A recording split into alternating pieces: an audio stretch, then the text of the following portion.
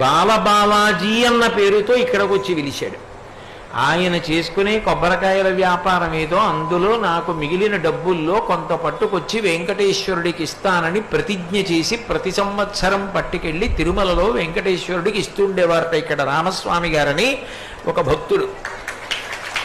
వెంకటేశ్వరుడు స్వేచ్ఛగా క్రీడతే తత్ర. ఆయన ఎందుకు ఎట్లా క్రీడిస్తాడో ఎవరికీ తెలీదు. ఆయన ఎందుకో ఇక్కడికి రావాలనుకున్నాడు. ఇక్కడికి రావడానికి ఏదో ప్రాతిపదిక వెయ్యాలి, ఆయన ఏదో జగన్నాటకం ఆడించాలి. ఎప్పుడూ లేని ఆ సంవత్సరం ఆయనకో విచిత్రమైన కోరిక పుట్టింది, వెళ్ళి స్వామివారి పాదాల మీద డబ్బులు పెడతానన్నాడు. అంటే అర్చకులు అన్నారు, అట్లా పెట్టని, ఇక్కడ హుండీ ఉంది, అందులో వేయమని ఉండుంటారు బహుశా నేను అనుకోవడం. ఎందుకంటే భగవంతుడి పాదాల మీద పెట్టలేకపోయాను. ఇది చాలా ఆర్తి.